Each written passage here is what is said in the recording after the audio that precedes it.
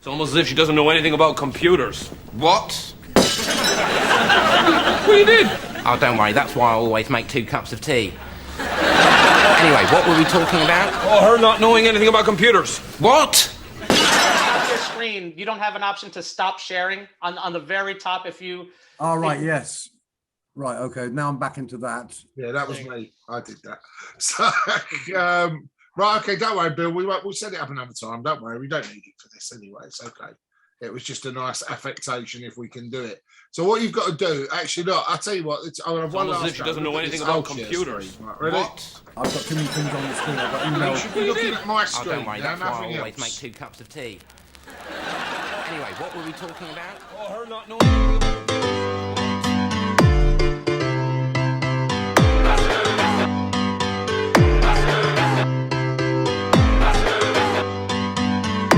O relógio já passou dos 49 prometidos pelo árbitro. Cai a chuva.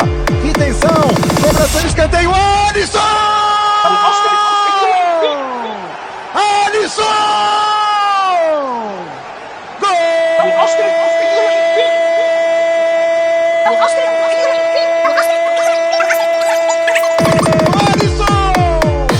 É do Liverpool! Histórico, heróico! O goleiro brasileiro vai pra dentro da área e resolve como atacante!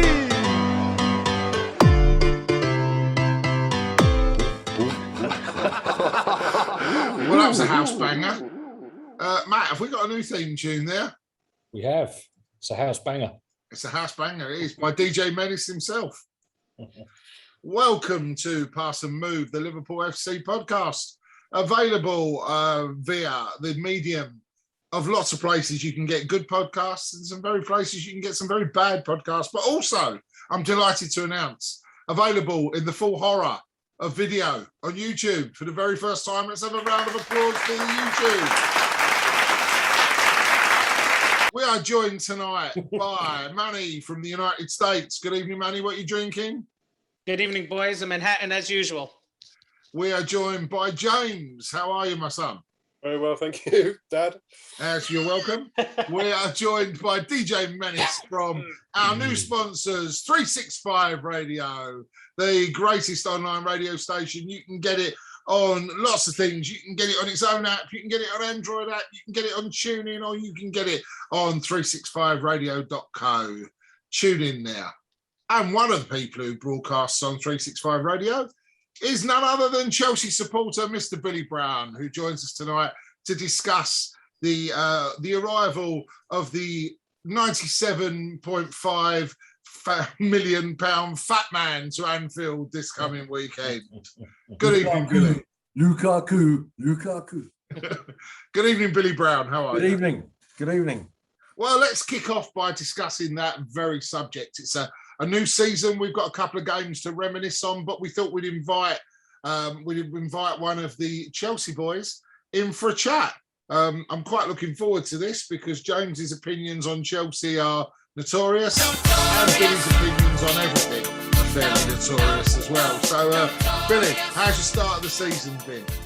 Well, it's been great. 2 London derbies, 2 wins. Always nice to beat Arsenal at home. And I should actually point out that today I was in court because I got done for speeding and I got 3 points. And apparently Arsenal want the 3 points. Oh, go one to the classics. I seem to remember when Chelsea versus Arsenal was actually a contest. Yeah. Now we just turn up and it's we kick about a bit for 90 minutes and put a couple of goals in and nod off, and that's what we do. It's a bit of a rest for our boys playing Arsenal. Yeah, it was quite embarrassing at the weekend. Arsenal were beyond abject, I thought, as well. Lovely to play with 2 defensive midfielders that have got no idea how to play in the centre of a defensive midfield setup. James and I had a chat about this the other night. It was wonderful to see Arteta's master plan at work, James, wasn't it? Yeah, I mean, I suppose the email from Pep hadn't come through telling him how to play the team, so he just didn't really know what to do. He's fast becoming one of the up and coming hot new frauds in football management for me. just absolutely clueless. He was an assistant. He wasn't a manager, and that's probably a bit like Lampard coming to Chelsea. It was too early, and he's obviously not ready for a big club yet. Mind you, are Arsenal a big club? That's a whole nother question. Yeah, Arsenal are a mid-table team nowadays, up there as well. So, Billy, tell us about your Chelsea history. I happen to know you've been a Blue Boy for a long time, haven't you? I have been a Blue Boy since birth because my father was a Chelsea supporter, as was my grandfather and my great-grandfather, and they were West End boys because my grandfather and great-grandfather, in fact, were publicans in Soho, and the local team to the West End was Chelsea, so that's why they became Chelsea fans. And it's in my blood, and it's in my son's blood as well. Oh, that's tragic. Can you not get a transfusion for him? No, we tried. He did actually. One of my ex-wife's friends bought him a United shirt when he was born, and I said he'll never ever wear it. I can promise you that, and he never did. And my son did actually say to me once, "What if I want to support another team?" I said, "I'll pack your bags for you." So, I mean, we were chatting a lot through lockdown on various social media platforms, Facebook and things. It wasn't a bad season, was it? European champions, Super Cup. Very nice. Super Cup winners as well. So we are champions of Europe, and obviously we've got the World Cup coming up shortly as well. So hopefully we were runners up last time. Hopefully we can be winners this time, and we can be world champions as well as European champions, and that would be nice. Yeah, well, we were champions of everything. So that we were champions of the world, Europe. We were the only world champions for 2 years, I believe, as well, weren't we, Manny? Yeah, when you take a year off, you get to hold that title. It's quite a nice thing. But it's only Liverpool that are in Europe more successful than Chelsea. Chelsea are more successful in Europe than Man United and any other team. Yeah, that's a fact that drives most Manchester United supporters absolutely balmy, I think. And Spurs and Arsenal fans, because we can say European champions, you'll never sing that. And the fact that we've done it twice, it really gets them, and it upsets them greatly, and that gives me an immense amount of joy. Well, we're hardly. I don't think Spurs are likely to be bothering the European stage at the top table for some time yet, are they? Oh, they're in the conference. Give them a chance. There's something to be said about the very name of that competition, isn't it? It is the Johnson's Paint Trophy of European competition. And I see from the side they put out, they're doing their very best to get out of it as well, by the looks of it, aren't they? It's actually embarrassing. UEFA screwed up. They should never have got rid of the Cup Winners' Cup. They should have kept the Cup Winners' Cup and put the League Cup winners in it, as well as the FA Cup or equivalent FA Cups in the other countries. Because Germany, France, and I think Spain and a few other countries do have League Cups, so they should have made the Cup Winners' Cup bigger. The UEFA Cup obviously is now the Europa League, which is also a dreadful name. Europa League is a terrible name. UEFA Cup was better, and they screwed up, and they should never have got rid of the Cup Winners' Cup. They should have kept it. It was a great trophy. Yeah, I'm long-standing of the opinion that you fall out of the Champions League into the Europa League, and it makes a mockery of the whole competition, to be honest. So well, it does, but we fell out of the Champions League, winning it, and then we went on to win the Europa League, and we were the only team to hold both trophies. Rafa Benitez. Yeah, exactly.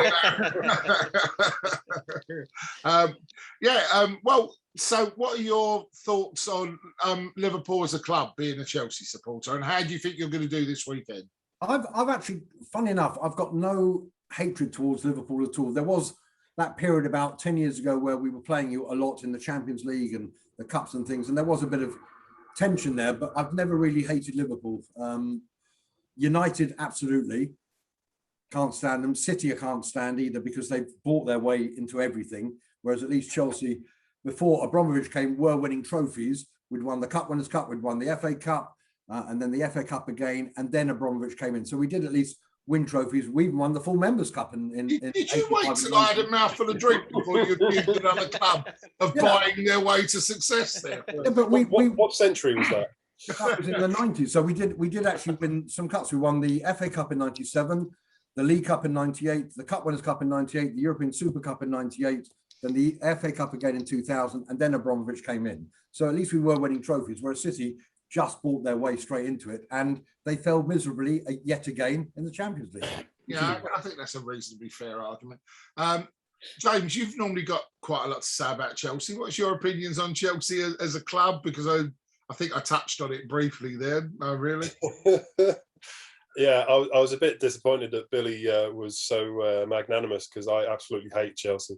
They're essentially, the sort of the Essex Tarts version of Millwall. They're it's all fur coat, no knickers. And there's nothing wrong with that. My phrase for them back in the day and a previous podcast, guys, was the nouveau racists.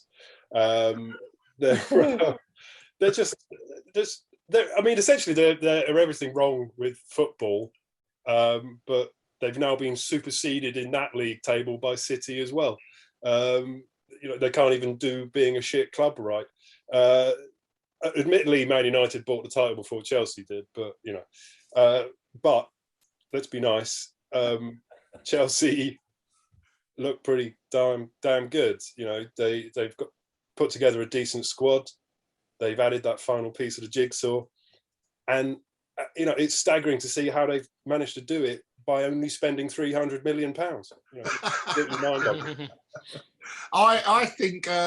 You forget we've also sold players, so we have brought money back in as well. So yeah, that's something. But we do that all the time, so I get your point there, Billy. So that's fair.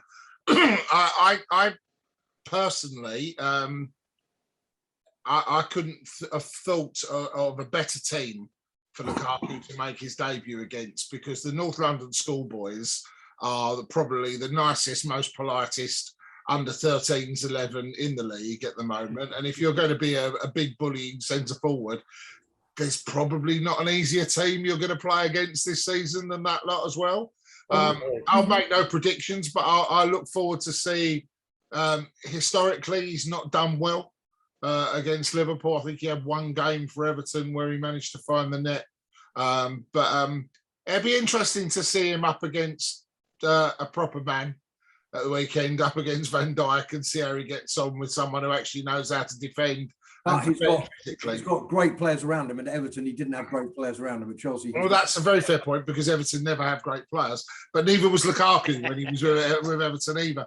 The difference is we will play, if he's back, with some central defensive midfielders that actually know how to do the job. And their job will be to cut it out before it gets to Lukaku in the first place. I have to be honest, I thought Chelsea were incredibly impressive. I'm not going to take too much of the first game into consideration, but I did think you were incredibly impressive against Arsenal. Got some terrific players in there that I quite admire. I like Mason Mount. I quite like Reece James. He's not in our boys' class, but he's a good player. I think they've got some very, very good players. I quite like the way Chelsea set up, and I actually don't mind admitting I quite like the way Chelsea go about playing their football nowadays as well. You mentioned a previous animosity between the clubs there, Billy. I think we can sum that up in one word, really, can't we? Mourinho. Well, yeah, there was Mourinho, but there was the Champions League game and the goal that never was. Mourinho. So there was that as well. Mourinho. It was that Portuguese manager. I'm actually not a big Mourinho fan. Yes, he did brilliantly at Chelsea, but the fact that he went to United and then Spurs, he lost my total respect. So I have nothing nice to say about him anymore. Yes, he did a great job at Chelsea when he came, but he overstayed his welcome, and he also never lasts longer than 3 years at any club. No.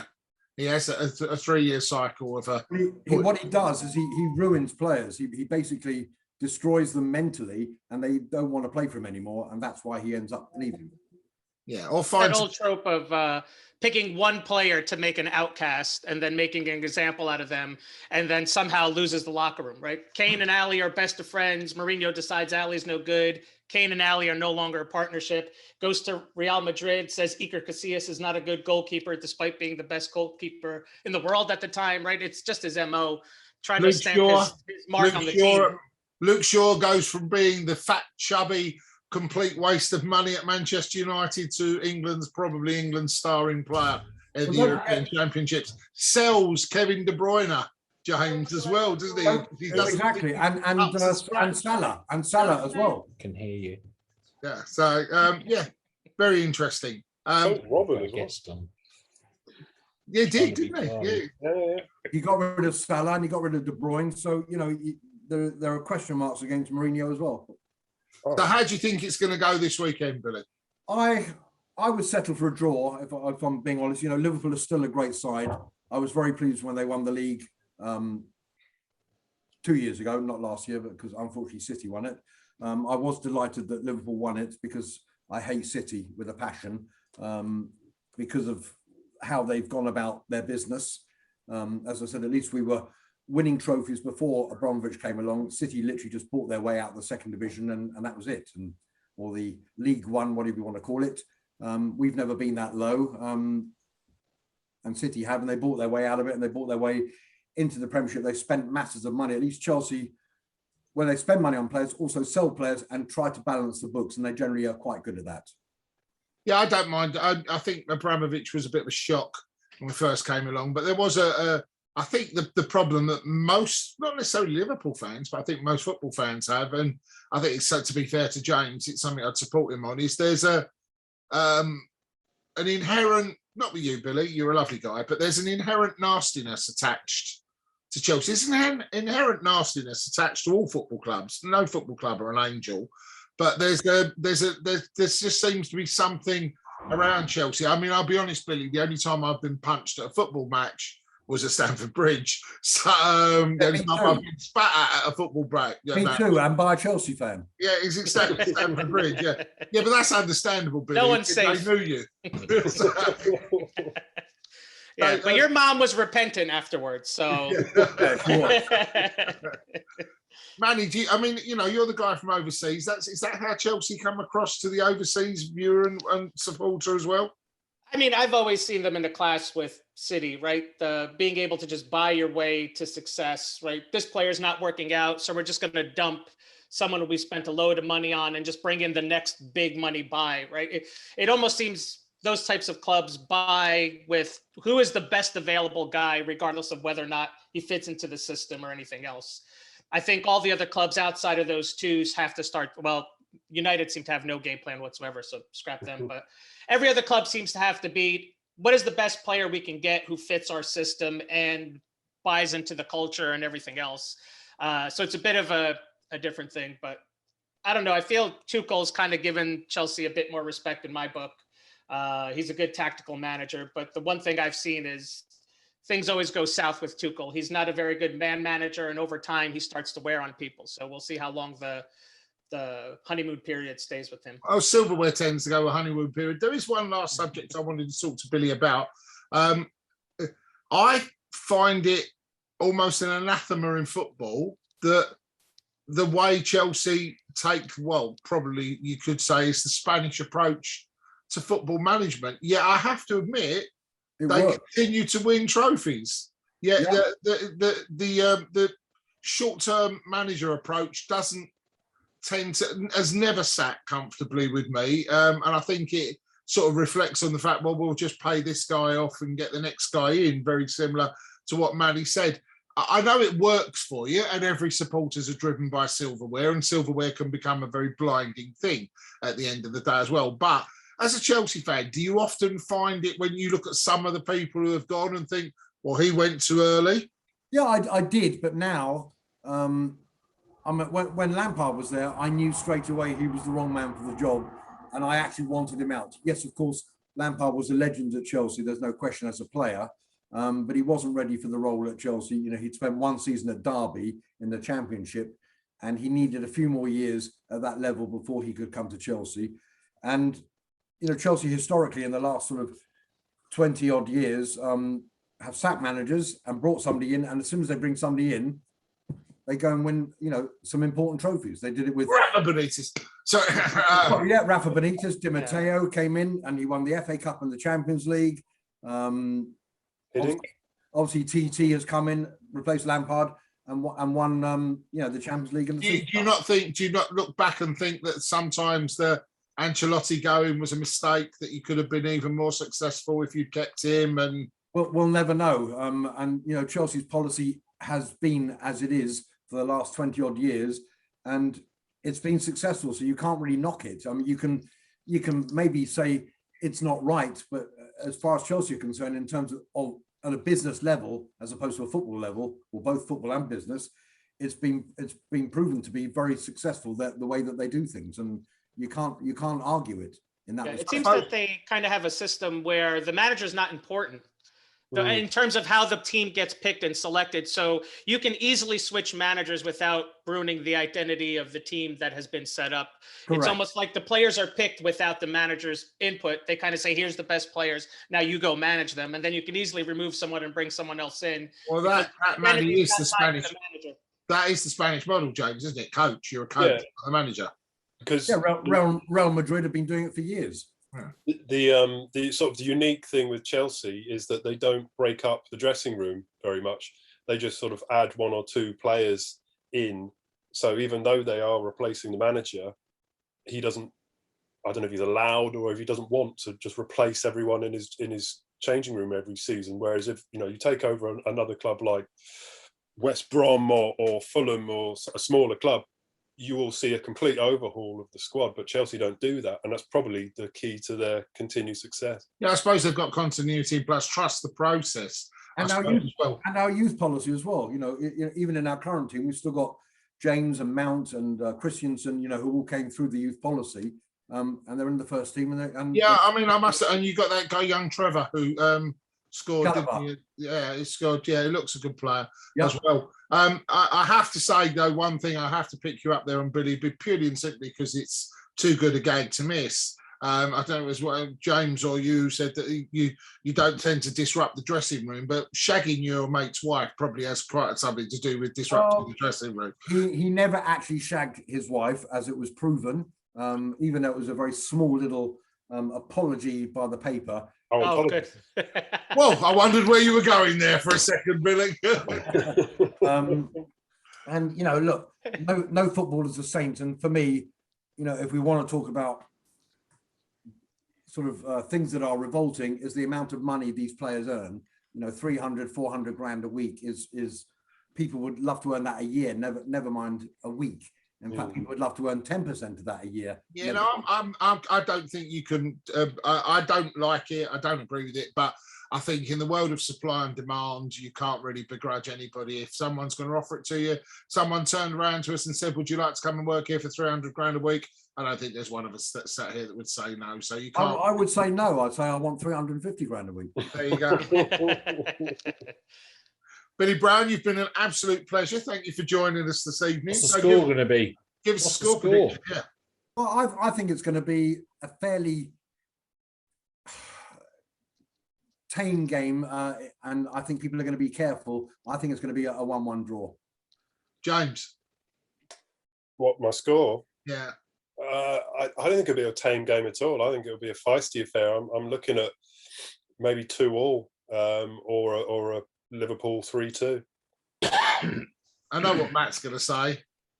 8-0. 8-0. There you go. So, every time. Yeah, nothing if not predictable. Manny. 1-0 Liverpool. Yeah, I'm with James on this. I think it's going to be nasty, vicious. I think it's going to be a very, very much a midfield battle. I'm really hoping Fabinho has got over his tragedy and his trauma and is available to play, because I'd love to see Fabinho and Henderson get hold of that midfield in there as well. I think that Chelsea at the moment still see Liverpool as a scalp from the 2 seasons ago, and we should very much see dethroning or taking points off the European champions as a scalp as well. So yeah, I've got every feeling it's going to be a bit of a thriller, and I'm going to go with either a 2-2 or a 3-2. I agree with James. I think it's going to be an end-to-end cracker, if I'm honest. That means it'll probably be 0-0 now. I see it as a draw or Liverpool winning, and I don't mind it's early on in the season. I'd rather, we've got Arsenal out of the way already. I'd quite happily get Liverpool out of the way now, and if we lose, we lose. There's the whole season to go. Well, you could always, we've mentioned them at the start of the programme, and we'll finish our chat with you now, Billy. Just look at it this way. It's been 76 years since Arsenal lost their first 3 games in the top flight of a division. And let's put it this way, they're guaranteed to do it this weekend because they're away at the Emirates. Well, I'm really hoping for the first time that Arsenal get relegated. On that subject, have you seen that the guy that Arsenal have just signed as their reserve goalkeeper, Aaron Ramsdale, signed for Sheffield United, got relegated, signed for Bournemouth, got relegated, signed for Arsenal? We can but hope. Oh, that would be lovely. That, to me, that would be the beauty. And in fact, a couple of seasons ago, what could have been the worst season for us ended up being the best season. With you beat Spurs in the Champions League final, and we beat Arsenal in the Europa League final. And had the results been reversed, it would have been an horrific place to be, and I wouldn't have wanted to show my face to anybody. But it turned out to be a great season. You beat Spurs, and we beat Arsenal, and can't ask for more than that. Well, I think I'm going to have to say that my ultimate realization of how much Chelsea had moved in my levels of loathe came in the Champions League final, when I suddenly found myself not actually minding that they were the winners from that particular game recently as well. I thought we sat there and thought, well, if that's become the lesser of 2 evils, then the level of evil has certainly stepped up in the Premier League. It was dancing with the devil. Yeah. Whereas before, Billy, when John slipped on his arse, which was one of the funniest moments I've ever enjoyed and was far better than Steven Gerrard's slip, it was the fact that at that particular final, my only option there was to take the approach of Ripley and the guys from Aliens and nuke the whole fucking site from orbit, because it would have been the only way to be sure. I've never, ever wanted to not watch or be involved in a game of football as much as that particular Champions League. That was an horrific game. I remember watching it, and I took my kids, who were quite young at the time, to a friend of mine's, and we watched it. And on the way back, I said to them, I know it's not your fault, but just don't speak in the car on the way home. And on that note, Billy Brown, thank you very much. You're very Good welcome. luck for the rest of the season, and we'll speak to you again. And I'd like to say the same to you, but I won't. Good night, Billy. Yes, Billy. Yes. Hi guys, it's Gerald Porschman here. In 1861, the Dickens Beverage Company has been producing some of the best wines we have grown to love, including Chardonnays and sparkling wines. Hey, Frederick von Dickens has now introduced a brand new cider that's been around for years, but is gradually making an impact on the global market. And it started right here on the Gold Coast. Dickens is slowly winning the taste buds of millions of cider drinkers from right around the world. And after sampling just one glass, I was hooked. I knew the ciders have been around for a while, but I just couldn't wait for my girlfriend to try a Dickens cider. When she arrived home from work, I told her to close her eyes, and before she knew it, I surprised her with a Dickens cider. I'm sure that there are many men out there who know of a woman that may be suffering from a debilitating migraine that could really benefit from a Dickens cider. So I'm urging all men to turn to their womenfolk and ask, when was the last time they had a Dickens cider? I can't begin my day until I've had a Dickens cider. There's nothing better than waking up to a good old Dickens cider. My girlfriend loves Dickens cider. Welcome back to Pass Move, sponsored by 365 Radio. We would normally be joined by the star, Keith Simon, and Austin from Liverpool, but Austin's just come back from either holiday or prison. I'm not quite sure, one or the other. Prison holiday. Keith, bless him, is too tired after a hard day's doing whatever he does up there in Liverpool. I'm not quite too sure. Is he still an electrician? I can't remember. Well, he's still on the Isle of Man. So. Oh, he's been on the Isle of Man. That's right. He's tied out by all that incest. Yeah. Right. So let's talk Liverpool Football Club. Let's start from the very first game and the traditional thrashing of Norwich. It's become a ritual sacrifice. I looked at the Norwich lineup and decided that, yes, this is a team that will be relegated. And after 2 games, I'm pleased to announce that my first initial findings were correct. And Norwich have already been relegated back to the Championship after their first 2 games of the season. And I'll stand by that for the rest of the season. What did you make of the game, Manny? Yeah, I thought we dominated, right? think it's going to take a little while for Van Dijk and Matip to get back into their usual rhythm, but I didn't see anything that worried us that match. In fact, I'm quite encouraged about what I'm going to see throughout the rest of the season. I'm loving that all the pundits are writing us off and they're making Chelsea the top contender for the league. Good. We love a good challenge. We'd like to be the person who comes from behind. I think it suits us best rather than being the team that everyone's shooting for. I like to be kind of fly under the radar. So I think that'll play to our advantage as well. I think our front three looked fantastic. Our midfield, without any of the people we'd love to see there, were great, right? So I don't know. I'm really optimistic about this season. James, what did you make of the game? Yeah, I mean, I totally agree. We to sort of slightly pull in the second game a bit, just to say we've looked professional so far, just efficient, just clicking through games, no worries. I was a bit surprised by Matt's comment in the thread in the Norwich game that, you know, we needed to get a grip of the game when I thought we were absolutely strolling through it.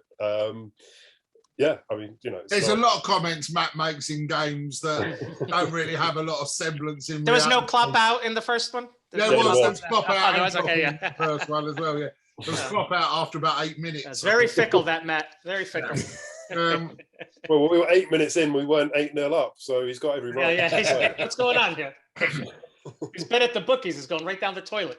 No, I think there's a swagger back in the team. Yeah. I think they're managed to pick up on what you said. There's I think Matt said this to me earlier in the week as well. We look like we're on a mission. They actually Chip on the shoulder. Like we've got something to prove, and they're going to go out and prove it by the looks of it as well.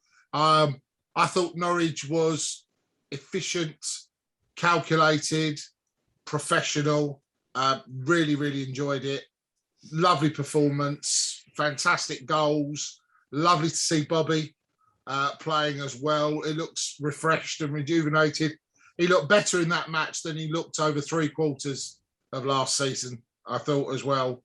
And the one thing I'm really pleased with is the reaction of a squad, because we don't appear to have too many sulkers in that squad whatsoever.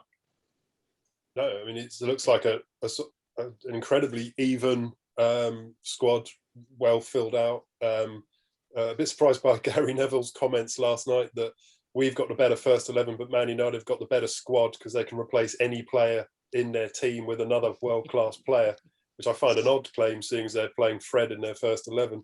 But, I mean, as Manny said, that was basically our second/third string midfield we played against Norwich, and they just strolled through the game. Thiago and Fab still to come in. Keita looking better than ever. Henderson came in the Burnley game, absolutely breezed it. Chamberlain looked sharp that match too. Sorry? Chamberlain. Ox looked sharp that match. Yeah, Ox, I thought Ox was okay during that game as well. So, I mean, if you looked at it, I mean, Salah 2 assists and scored in the game as well. Not a bad way to start the season, Manny. You know, that guy who's not very good that you're always telling us about. He heard this podcast. He's clearly seen the error of his ways. He also, obviously, Salah set a Premier League record for scoring on the opening day yet again, you know, as he can start another march towards another golden boot. First, I think we scored 26 minutes Salah put Trent another assist for Trent Alexander-Arnold, who's got more assists now, I think only second only to Kevin De Bruyne. It's not bad for a right back, is it, as well? Yeah, I'd say Bobby putting one in, it was fantastic. I just thought it was it took, like, what you say, James, it was like getting a car out of the garage for the winter, wouldn't it? Take 5 minutes just to run it in, and then we're just going to put the foot down and murder these people. What's it you said, Matt? We didn't even put the foot down, didn't get out of first gear in the first game, and didn't get out of second gear in the second game either as well. Yeah. Not really. It was a bit of a stroll. Nice I just felt like the things the crowd would cheer for Norwich is just what any Sunday League side would be expected to do. Right? Or Arsenal. Like they chased down the ball, they would start cheering. I'm like, what else But I just remember every time they came forward, the amount of calm I had going. Van Dijk's in defense, like they could run up back and forth all day. I was no longer worried about, is there going to be some calamity in defense? Is the ball going to bounce off of something? With Van Dijk, I've just felt complete peace and calm in defense again. And but he also had brings 2 clean sheets. He also brings, as we'll talk about in a second, that wonderful ability to smack a ball 60 yards from back to front to someone's feet, right? And completely. The thing that we missed, James, last year, how to bypass the midfield successfully. And my God, after about 3 of those passes in the Norwich game, I thought, and I didn't realise that we missed that as much last season as well. Yeah. I think possibly he was the cause of my frustration with all the pundits sort of saying, oh, well, Norwich are giving them a game. And you think, no, they're not. You know, we've allowed them to touch the ball occasionally, but they've not threatened our goal at all. And it was almost exactly the same this weekend. You know, oh, they've stayed in the game, they kept saying, but I mean, they're out there. That's about as much as I could compliment. They're on the pitch. Had their kit on. Yeah. And the one time Allison had to make a save, he proved why he's worth every single penny we paid for him. Yeah. So, I mean, let's put in the Norwich game to bed. It was the traditional Liverpool sacrificing of the Canaries, really, wasn't it? Okay, let's move on to Burnley. I would like to start this discussion by saying I fucking hate Burnley Football Club. Yeah, I hate everything they do, everything they stand for. I hate the way they play, and I hate the dyke head of a manager that they've got as well. There is nothing redeemable in my eyes about Burnley Football Club. And before, a lot of people have said to me in this last week, yeah, but you can't expect Burnley to come to Liverpool and try and give them a game because they'll get slaughtered if they try and give them a game. Possibly true. But Burnley take that approach to every single game, regardless of who they play. Yeah, they're the new Stoke. Stoke went down. Burnley's like, who's going to carry this mantle of the biggest shit club in the league? We are. Because you know what I hate about those types of clubs? They're the biggest bullies, but are the good... Goodmanson, what was the name of the forward, is rolling on the floor, holding his face after not being touched. And you're like, are you bullies or are you not bullies? Are you like, which is it? You can't be rolling on the floor like you're a Spanish side and then also at the same time trying to break people's legs. You can't have it both ways. And what got me about that incident was when they were talking about they deserved a penalty, I assumed it was that they were talking about, but it was a totally different non-event that they showed a replay of with Trent just going shoulder to shoulder with someone. You're thinking, what? That's what you thought was a penalty? My God. There's a fine line walked more by BT than Sky. Sky probably crossed the hyperbole bridge a little bit too much for me, but BT commentators have to differentiate between trying to build the game up to make it interesting and then crossing the line into talking complete and utter bollocks. And most of the commentary that came, especially out of Love Him, Steve McManaman's mouth at the weekend, was of the complete and utter bollocks variety as well. I thought he's seeing things in matches that only LSD can induce, I think, as well. Like, was it Matt? He put you commented on one.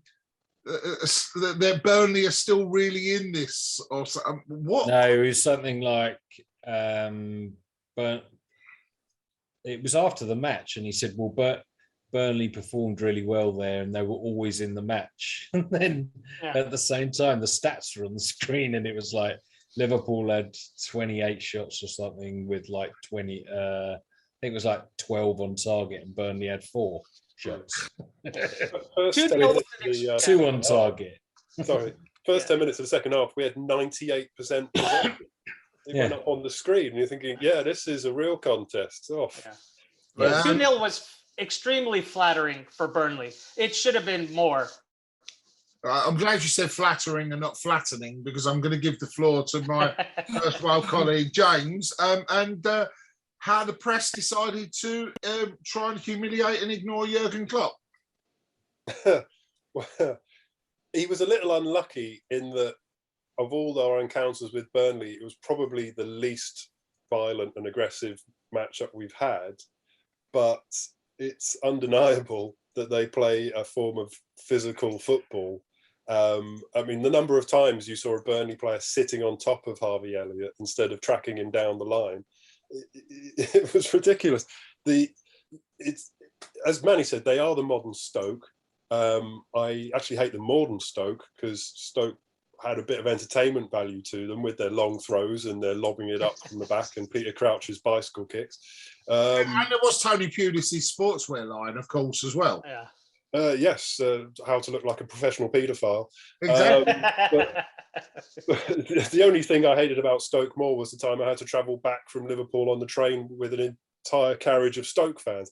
I haven't had to endure that with Burnley as of yet. But yeah, they play a physical brand of football. They're thuggish. Everything's a shoulder barge. Every little tackle's a niggle. The keeper's getting knocked.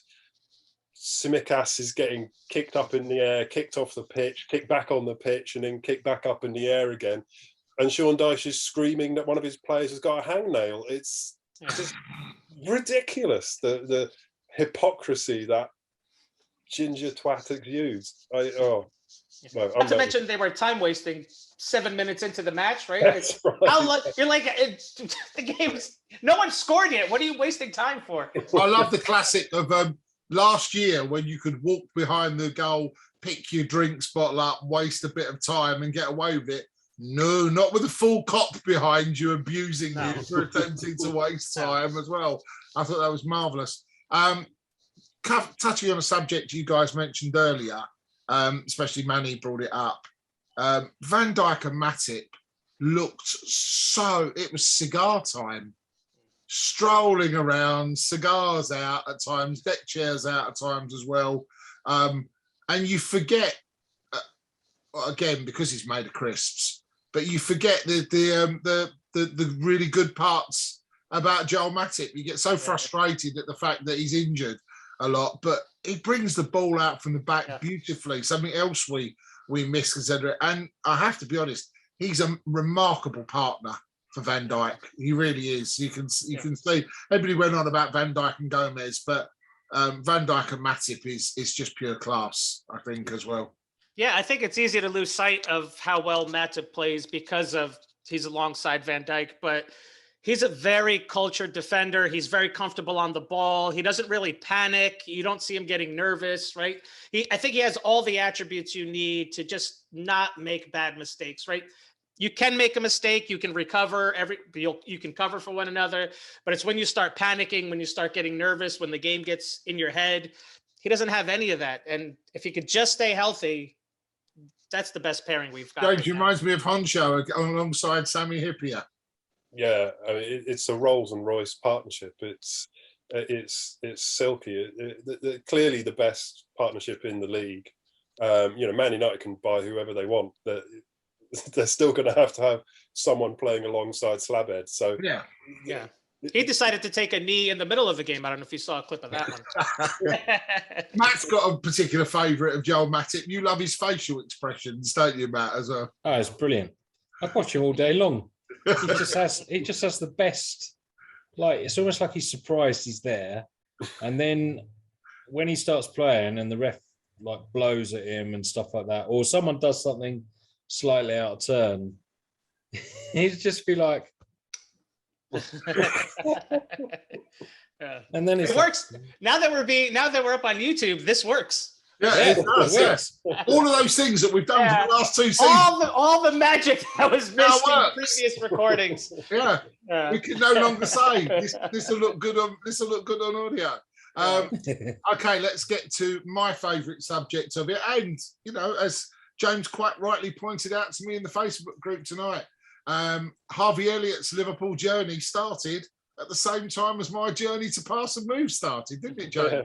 Although his dad didn't agree, but I don't think his dad knew what we were talking about, to be honest. I don't know if you've seen, guys, but Harvey Elliott was a mascot for QPR at the Liverpool game where Quartes scored the famous overhead kick, and I was very touched that James remembered. But my report on that game was what actually got me dragged in to join Ian Coyle on It's a Matter of Life and Death to become a podcaster, effectively a Liverpool podcaster. I wasn't very complimentary, Manny, at the time. I spent the entire rants calling them all a bunch of you-know-whats, and I paid, was it £240 for 2 tickets for that? And it was just, but, looking back, there was the start of Harvey Elliott, and let's move on to last weekend, where I think he was one of the best 3 players on the pitch for Liverpool. I thought he was magnificent. Yeah, he seems to have confidence way beyond his years. You can see I'd have given him man of the match. Yeah, do you agree, James? You'd have given him man of the match? Oh, absolutely. I can't remember a debut. I know he's played for us a bit, but that's his first proper Premier League start. I can't remember a debut like it. He just totally assured, skill levels that you just dream of, and you expect to pay sort of £40-50 million for. A total natural fit in the team, and can seemingly play pretty much anywhere apart from maybe in goal. Why haven't we gone out and spent 60-70 million pounds on somebody else? Yeah. Also brilliant about him is he took all that shithousery as well, and he didn't let it get to him at all. He just kept focused on his game.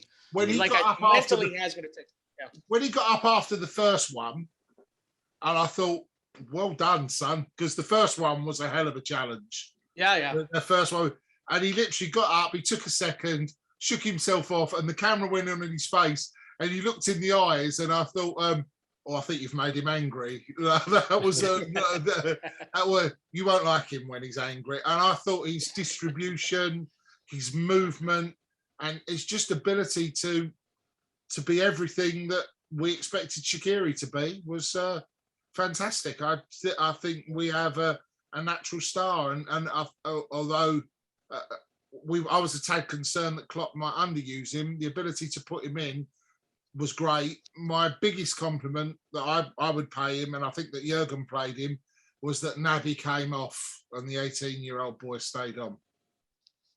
Yeah.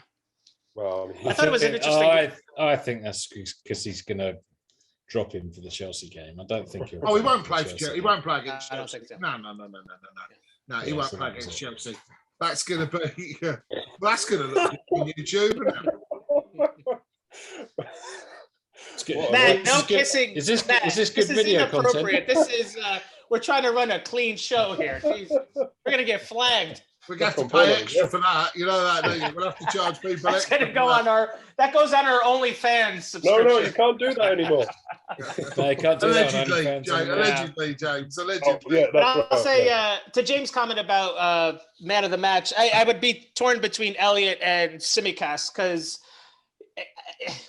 where has he been all this time? His delivery that game was out of this world.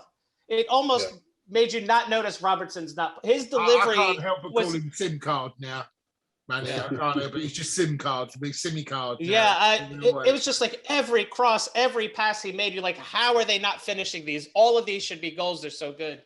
I thought he had a phenomenal game as well, and didn't run out of steam like he did in the Norwich match. Yeah, no, I thought he was excellent. Yeah,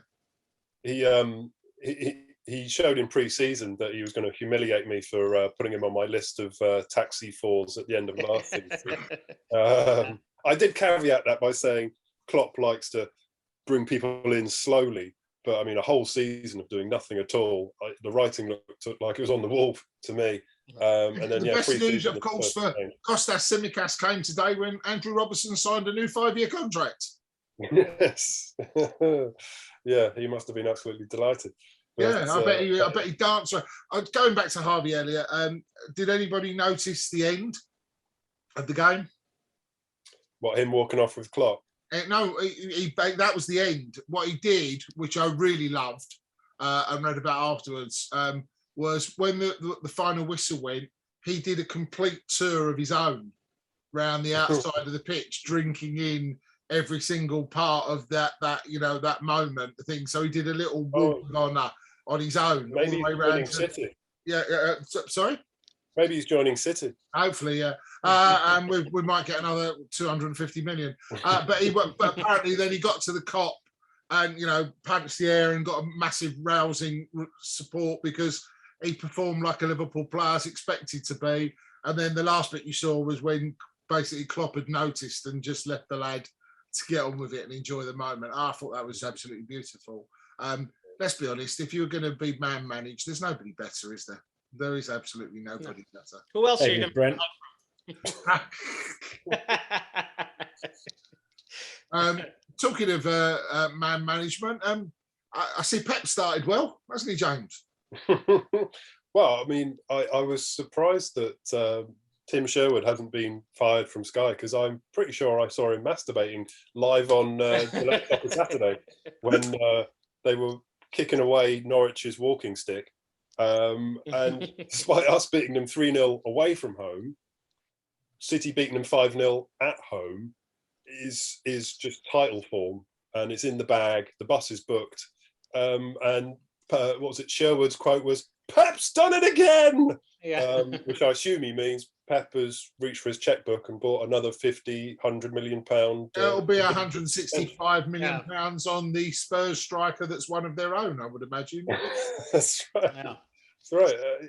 I mean, to be fair, it's quite exciting because obviously they've dropped points already, and I don't think they're as bulletproof as they have been for the last couple of years. No way. De Bruyne's not playing. That team doesn't work at all. And I feel the players they're bringing in don't fit the Pep way of playing. So, no, it's a fascinating, a fascinating conceit. I think really, you do know full well. I mean, you're playing Norwich, so the team when you put a team out that's cost 563 million, and the team you're playing in total costs 36 million, winning is a given. Really, isn't it? It's how many you're going to win by. And then when you cross the ball and it hits your 100 million pound strike signing on the knee and it goes in and he knows absolutely fuck all about it, then you pretty much know it's going to be your day, really, don't you? Yeah. Well, he celebrated it like he meant it, so. That's because he's Jack Grealish and everything takes 5 seconds to happen. It's like when no one touches him, it takes another 5 seconds before he throws himself in the air and onto the floor. As well. What that signing has revealed is that Pep is the Spanish Sam Allardyce, because of course Sam Allardyce's whole game plan was to play for corners and free kicks. And the only thing anyone has said about Grealish for the last 2 seasons is he's the most fouled player in the league, as if that is a relevant or useful stat. It's not. You don't get points for that. You don't get trophies for that. He gets the golden elastoplast at the end of the season. That's right. But so it can only be that Pep has decided he's going to play for free kicks and pens all season, and only having Sterling to do the diving for him wasn't enough. So he's had to draft in Grealish to. Can you imagine if they've got Sterling, Grealish, and then they go and get Kane? I mean, fuck me, Tom Daly might as well retire. The pitch team are going to have some serious divots to dig out.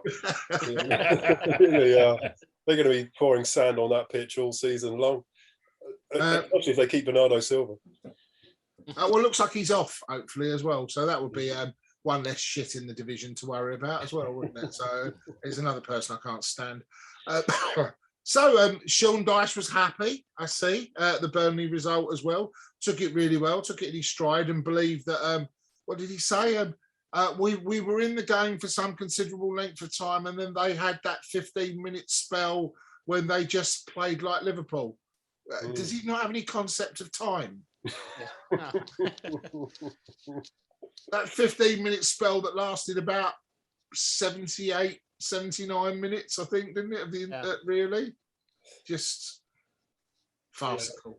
Well, actually, Barnes had that lovely goal where he was about 2 players offside.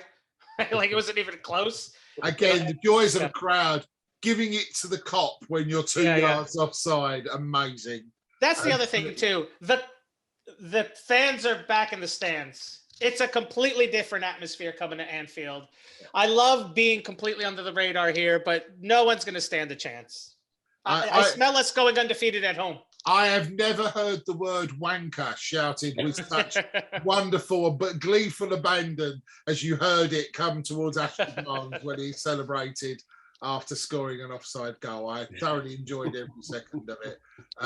It was lovely to have it back. I must admit, I got very choked up at the start with the tribute to the 97 victim Andrew, which was just a beautiful moment. The laying of the wreath behind the ground from Henderson, and you sort of knew that it was a bit of a foregone conclusion, really.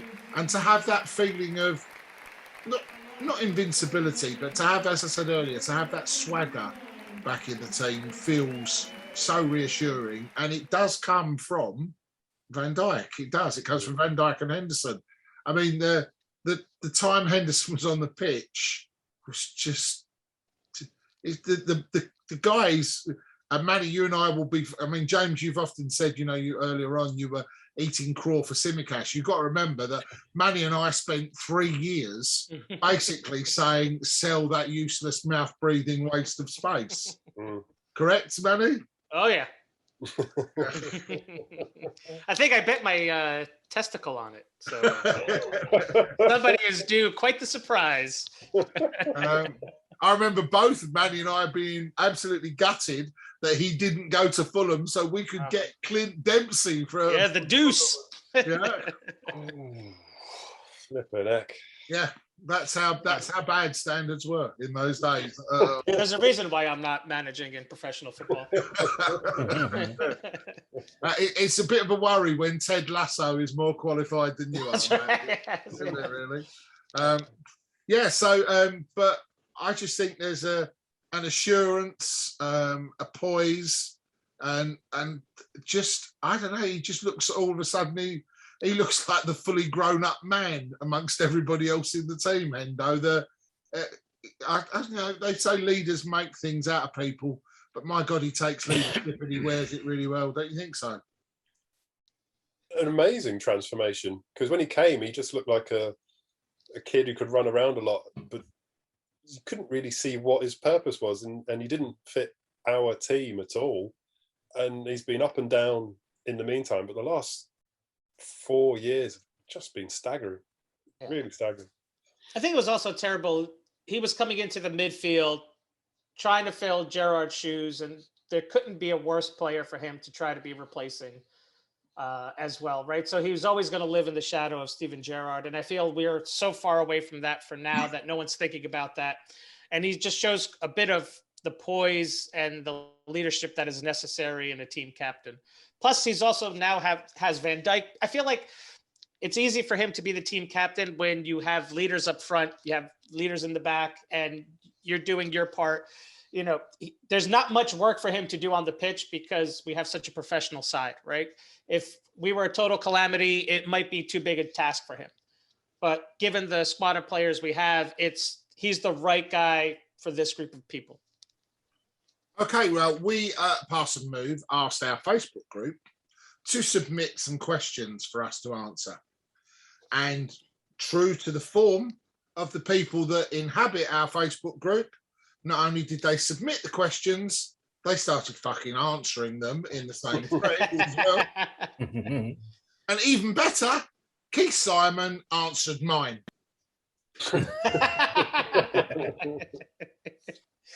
Because he knew he wouldn't get a chance to speak during the show.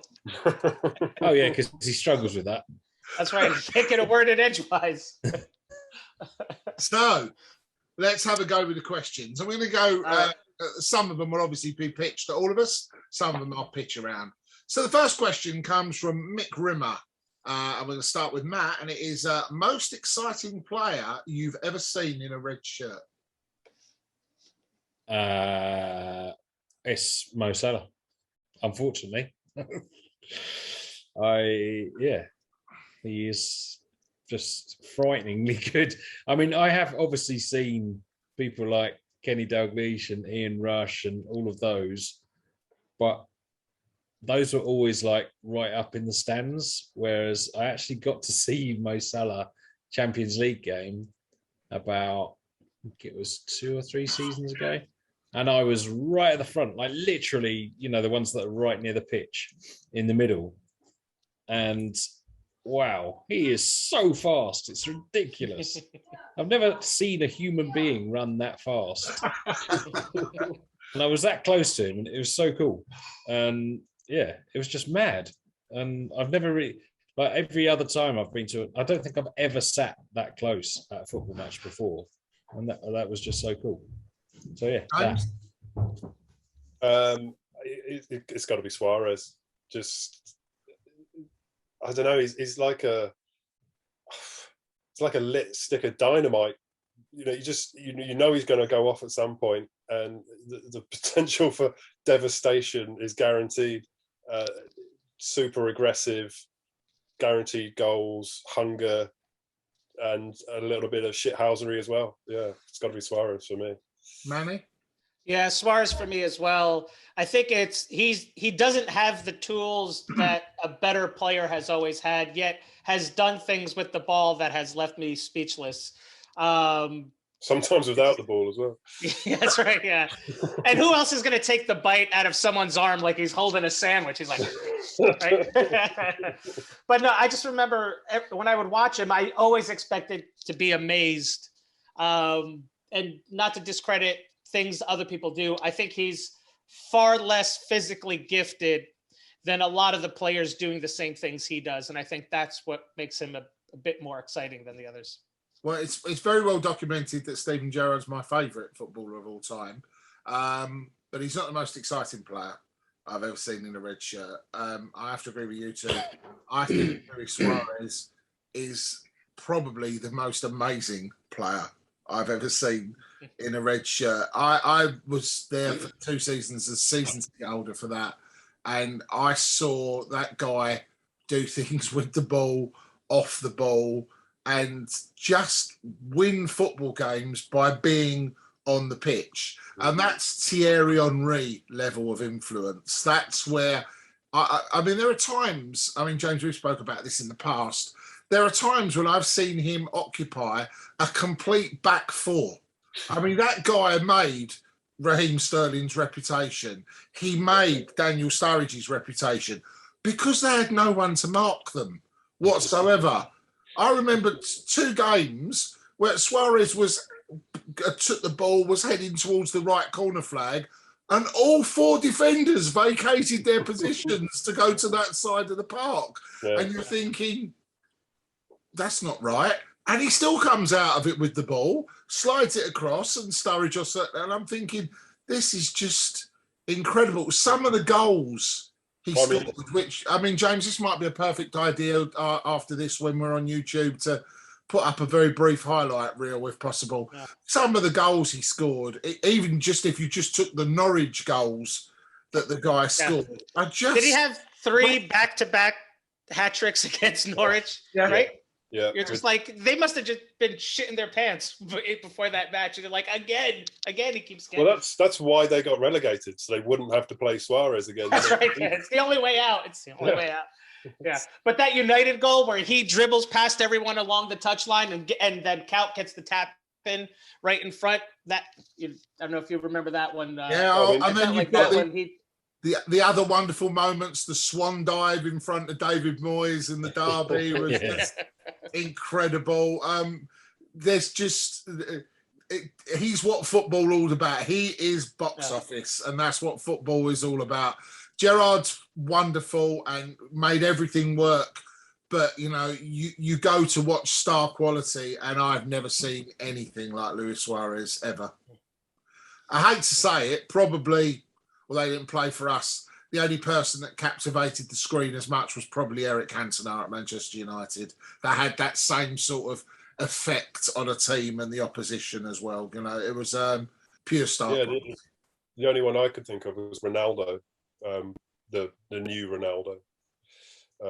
Because he can win a game on his own, or he could anyway. Yeah. I need to backtrack on something here briefly because we were talking about. And you've just mentioned a Portuguese player, which gives me the perfect reason to do it. I've fallen in love with Diogo Jota because he's a nasty little shit. He's a nasty, nasty little shit. I love him. He's the little Portuguese Ian Rush. He looks like Ian Rush. If he grew the moustache, I think he could pass for Rush quite comfortably as well. But yeah, he was the other person on the end of the Burnley shithousery. But unlike Harvey, who got up and brushed it off, I love the fact that Jota decided, I'm going to kick every shit that comes near me from now onwards. Yeah. Loved it. Absolutely loved it. I thought it's been a long time since I've seen that from a Liverpool. Then Ashley Barnes goes crying to the ref. Hey, shut up. Get about it. What I love most about him is he scored a header against a team that's like, we'll just put big guys in the back and we're going to head everything away. Except for that fucking goal, you assholes. Yeah, I loved it. Anyway, sorry. Nice big shit sandwich for you to take a bite out of. I really wanted to bring that up earlier, but I forgot. So, okay, we'll do my question next, the one that Keith answered, and I'll now have to read out. It's a good thing you put that on the website because exactly. I'll have to read out Keith's answer in Keith's voice, unless Matt. I should get Matt to do that for me. Actually, he does. Hey, Austin, will you let me speak? Does a very good Keith. Okay, bit of a serious one. If Standard Chartered are found guilty of facilitating Al Qaeda in laundering money from 2011 to 2016, should the Reds terminate the sponsorship deal? No. That's a very quiet no. So I'll speak first and say, knowing large global organizations, it's very easy for things like this to kind of be swept under the rug without the guise of everyone having attention on it. Now, if we started looking at every organization and every bad thing that they do and everything that we could exclude people for, you could potentially eliminate every possible sponsor. Well, Manchester City's owners. No one's hands. Visit Rwanda. I don't know if you've heard, they've done plenty of genocide. So is that the country that should be sponsoring your kit? The one that's murdered their own people? I don't know. I'm not sure what's more offensive, that or Angry Birds on your sleeve. I'm not really sure. Really. Right. Those birds are pissed. Those birds are seriously pissed. Yeah, you'd have to say that if you're going to take that approach, that and you would have to apply it to everybody, although we're only interested in Liverpool, but surely Manchester City's owner's human rights record would come under a fair amount of scrutiny as well, wouldn't it? So, yeah, I think Keith's reply was, and I'm not squeezing my testicles to get that high. I'd say we should, but we should also apply that guideline to companies who facilitate mass war everywhere else. Barclays still sponsor parts of the game to this day. Toyota was the go-to truck for ISIS, etc., etc., etc. But it's a thread that if you start pulling at that thread, the whole fabric of football just falls apart. Yeah. There's no one without any blood on their hands, right? Exactly. So, especially Sean Dyche. Okay, Mark. And does Al Qaeda not deserve responsible banking? I'm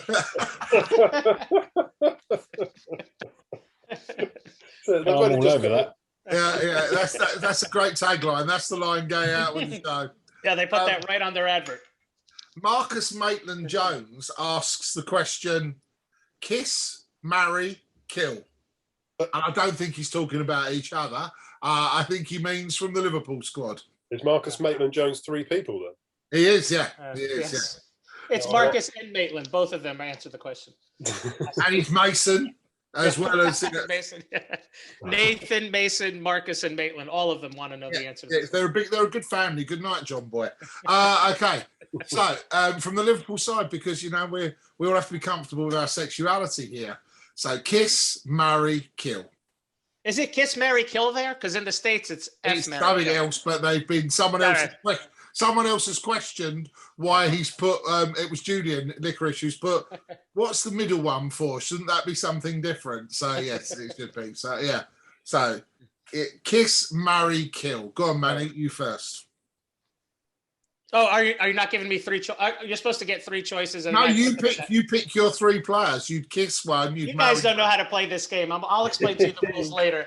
Because you give me 3 people and I got to put them in the order. So no, I'm asking you to pick 3. I'm changing. All right. So who am I going to kiss? Because see, being the host that makes up the fucking rules, I'm changing the rules of the game. You see, so there you go. All right, I am going. So putting on the spot here, I will marry Sadio.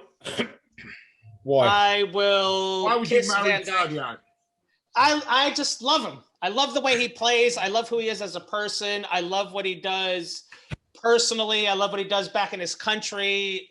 He's the perfect role model, the perfect everying. I'm marrying He's really Sadio. good at cleaning the toilets as well. Yeah, I'm going to kiss VVD because he's just a sexy guy who you can't turn down a kiss added from that him. extra V to that one. I tell you, I'm gonna kiss VD. Could have come out very badly. Yeah, that's a no bueno.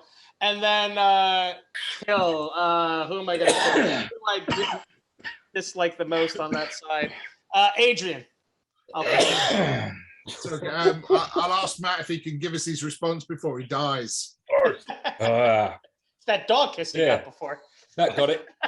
He'd kiss the dog, marry the dog. Yeah. Kiss. I would kiss Fabinho because I imagine he'd be very smooth. And there'd be no awkward sort of, ooh, you've got a beard. Plus his English, so you can't hear him complaining. So. And then I would marry, who would I marry? I would marry James Milner. Because very soon he'd be retiring and he could stay at home and do all the like chores and everything whilst I just do That's a whatever good choice. And Plus, you'd always then be stocked on the Ribena. Kill. And then I would kill. God, that's a difficult one, really. Who would I kill? That was my easiest one, and I'm going to do mine next before someone beats me to it as well. There you go. I would kill. I'd kill Reece Williams. What, mercy killing? Is that a bit of mercy? Yeah, just put him out of his misery. You should go for Mason because then nobody would notice the difference. I would kiss Virgil van Dijk for the same reason as Manny. He's like one big sexy hunk of guy, isn't it? Really? I mean, that's a bit of a no-brainer. I'd marry Jurgen Klopp because you'd want one of those cuddles every single day of your life, wouldn't you, really, as well? And I'd kill fucking Loris Karius. He's still on the team? Several times as well. Several times, definitely, as well. James? I've got to... Sorry, let me start again. I've not got to. If I had to... No, you've got to, my boy. Sorry, the urge has come upon me. If I had to kiss someone, it would be Klopp. I mean, how could you not want to just kiss that guy? Especially with the new white teeth, you know, the perfect dental hygiene. And the eyes, the new eyes. Gone, so you're not going to bang your head on his glasses. Does anybody else think he looks weird without glasses? Well, he had to get rid of him because that fucking doppelganger on the bench wouldn't stop wearing his glasses. So he's like, fuck it. I'm just going to get the LASIK. We're going to solve this shit right now. Yeah, but now his doppelganger is going to get laser eye surgery. He is. And then them's fighting words. He's going to get the shit can right after that. I'd have to marry Allison. I mean, he's never going to drop you. You know, It's going to be a lovely. It's going to be a lovely church ceremony now that he's been baptized. Exactly. And if it's kill, well, it could be Karius, but I think it could also be Origi because we're never selling that guy. Oh God! Just bury him under the cop. That's the right call. The Winston Bogard of Liverpool Football Club. But then again, Winston Bogard never played, let alone scored a winner in the Champions League final. A bit funny, but the moment has passed, Divock. Please move on. Okay, Keith Flanagan answers, and this one's just for Manny. Does Lionel Messi wear Harvey Elliott pyjamas? He's taking his headphones off. He didn't hear that. That one's for you, my Portuguese friend. It's one more time, in English this time, but not in Portuguese. Does Lionel Messi wear Harvey Elliott pajamas? Of course. Lionel Messi wears everyone pajamas. Tired of hearing about Lionel Messi. Oh, he's so great. Yeah, he decides to go to the one team in a one-team league where they already have every single great player. Yeah, kudos to you. Get the hell out of here. I'm tired of hearing about Messi. He's not that great. He's done nothing for Argentina. He did everything at Barcelona where the team was built around him. I'm gonna love to see PSG not win the Champions League again. I'm so tired of hearing about Messi. Ronaldo is way better than Messi. Oh, I'm not going. Yeah, there it is. The final word from the Ronaldo fan club. I'm not going there. I think that the one thing he definitely doesn't wear is Andy Robertson pajamas. No way. The best meme I saw was the, hey, Messi, we'd love to introduce you to your new teammate. Perhaps you've met him before, Ginny Wijnaldum. It was a great meme that went around. Okay. Mark Goodser asked, this one's for James. When is Konate going to get a start? As soon as Matip turns back into a packet of crisps, basically. Yeah, I would think that's a pretty fair answer. I would think that Gojo and Konate will be the cup defence, wouldn't you? Yeah, almost certainly. Yeah. I'm not sure when we debut in the League Cup because they've only been taking the shit teams from Merseyside so far. Yeah, and Spurs, of course, as well. Yeah. I'm sure the punditry will start talking about how we bought somebody, we have no intention of playing them, but that's just Klopp's MO. He did it with Bobby, he did it with Andy. Everybody's, they all wait, they bide their time, they learn the system, they learn how the team plays, they're in, day out, day in training, so that when the time comes that they have to go in, it doesn't look like it's a new guy in the squad. Pre-season, the guy looks very impressive, and he is a unit as well. Yeah. That is one big defender. That's. I think we're all in agreement on that. I thought this was a question, but I've just realised it was Manny's comment. Oh, this is a great idea. Just what the fans have been clamouring for. Me solving the riddles of all their questions. Finally, they'll be able to sleep more peacefully at night. Okay, Darren Cox asks, are we going to see more rotation of players this season, as many hardly played, so had a lack of form when they eventually got on the pitch? We need to take the Cups more seriously to give them more game time, as we got knocked out far too early previously for fielding a lot of kids. Well, I had two of the best nights outside of, in what were 3 very good seasons, watching those kids beat Everton, and then even Shrewsbury, which I get the piss taken out of me regularly for in another Facebook group. I thought they were 2 wonderful occasions that involved the kids. But yeah, I'd like to see us take the Cups a bit more seriously, and it's not as if we haven't got the squad to do it. What do you think, fellas? I'm a bit surprised by that note. Sorry, Matt. A bit surprised by that notion that we need to rotate more, seeing as we played a world record number of centre-back partnerships last season. Well, those weren't by choice. Yeah, choice or not, I don't think we could have played. I would consider rotation choice. Right? Someone's injured, we swap somebody out. I wouldn't consider that rotation. I would say you had no choice but to not play that first guy. Yeah, I think Judge rules with Manny on that one, unfortunately. Yeah, I know that as well. Yeah. But I should say, in the first 2 matches, I was surprised to see such significant changes from one to the other. Klopp has consistently played a certain 11 over and over again, unless there was an absolute need to switch somebody out. And I think within the first 2 matches, not only did we see completely different midfields, but we also saw a completely different formation, which was something we're not really used to. So are we going to see that this year? Probably. I think maybe Klopp has learned the error of his ways and getting too settled on a certain side, and then injuries just building up from exhaustion and repetition. Maybe he's trying to become a little bit more proactive in trying to stem that injury flow. I think we now have a better squad with Elliott back and a lot of our defenders back in, that there is now the room to kind of move people around. And I think if you switch one person in an 11-man side, it's way better than having to switch a whole group of players in an 11-man side. So I foresee some more changes than we've seen in the past. James, you made a strong point about how good the bench was to me the other day when we were chatting. I mean, yeah. I go back again to Gary Neville's statement last night on Monday Night Football that they've got a better squad than us. I don't know what world he's living in. We've got 2 complete 11s we can play, who was it? It was the Everton under-23 manager, Unsworth, who said that our under-23 side's the strongest he's ever seen. So, I mean, the club is just rife with talent. and yeah, the bench. When you're picking our 11 plus bench this season, you're having to leave people out. Yeah. If you look at the benches we've had in the first 2 matches, they were very strong, and it didn't include some of our best players, right? Fabinho has not been on the bench, right? The players who haven't made our bench are probably in our starting 11, and we still had strong benches, right?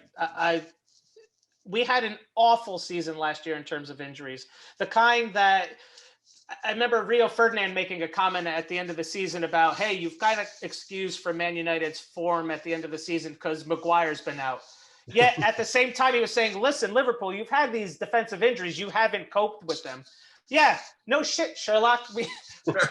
You're complaining about one blockhead who is ruining your defense. We haven't had our best 2 defenders the entire season practically. Yeah, so, but Manny, his name is Rio and he dances on the sand. You have to remember that. Yeah, that's right. Yeah, I'm more of a Girls on Film fan than I am Rio. So it's a good video. It's a good video. I would go with that as well. Yeah. We're back on Pornhub again.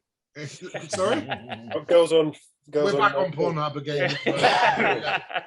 That's our YouTube rating gone out the window straight away. I would also like to point out the subject of the strength of the squad. When you guys all mentioned earlier the pundits, because there was that wonderful moment when not one BBC football pundit marks Liverpool down to win the league or even come runners up, which I thought was hilarious. Apart from, and then they stretched that out into Talk Shite and Sky. And I started to get really worried when the only voice of sanity was Paul Merson, who listened to all of his fellow colleagues run down Liverpool and said, I can't believe what I'm listening to here. They've basically just signed Virgil van Dijk on a free, and you're telling me that they won't finish in the top 3 this season. He said, are you all insane? I'm hoping the rest of the league can keep up with us. I don't want it to be as embarrassing as 2 seasons ago. Yeah, hilarious. Question here from Mick Rimmer. It says, has Rafa become the Spanish Allardyce?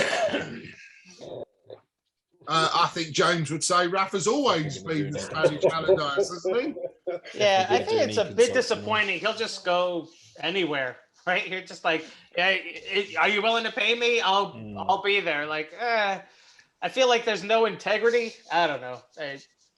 Signing with Everton, I feel like if United asked for him to go there, he'd go there. I'm like, did you coach Liverpool at all? Like, does anything matter to you? It feels. Well, you have to look at the other way round. I mean, I actually viewed that not so much as in the firefighting point of view. I thought my question to James was more on a footballing point of view, because he is, let's say, pragmatic, Rafa, isn't he, to say the least. All that. Yeah, I mean, he gets overly run down on Sky, where they, when he was walking off the pitch with Bielsa at the weekend, they said I suppose we have to say 2 great football minds. You think, you cheeky sods. Everyone lives up Bielsa's colon, despite him being clearly a care and a community patient and have never winning anything. All you get to witness there is a guy squatting on a stool and then having an emotional breakdown every week. Whereas Rafa is a student of the game and has proven it by filling his cabinet full of trophies. Plus, he's a great human being, proven every day of his life. It's infuriating, but yes, he is essentially Sam Allardyce with class. Yeah.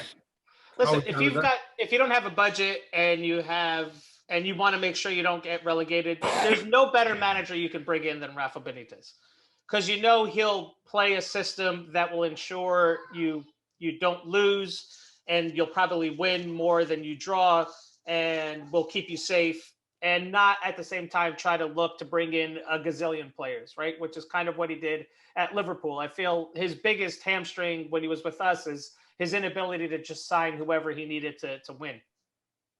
Oh, just two opinions on that, really. The first one being, Rafa doesn't owe Liverpool anything.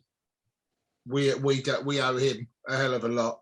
And he was, although every manager tends to go off the boil at some point, there were a lot of extenuating circumstances, namely one called Hicks and the other one called Gillette, that were making life incredibly difficult for everybody at the club. It's well documented that his two leading players were also undermining him, James, weren't they, at that particular point as well? Yeah. Carragher and Gerrard weren't exactly, as much as they both say he's their favourite boss and this, that, and the other. It's quite well known that they were, weren't exactly on side with Rafa at that particular point. So I don't have any questions or problems where Rafa goes, including Everton. In fact, part of me finds it quite funny. I mean, let's be honest, the guy is, as you said, James, he's kept his home. Liverpool's his home. So he's working as close to his house as possible. You can't really blame the guy, can you? And he, unlike the Everton fans, actually knows where his house is. Oh, a bit of Everton logic there. There's not much the Evertonians know outside the wrong house.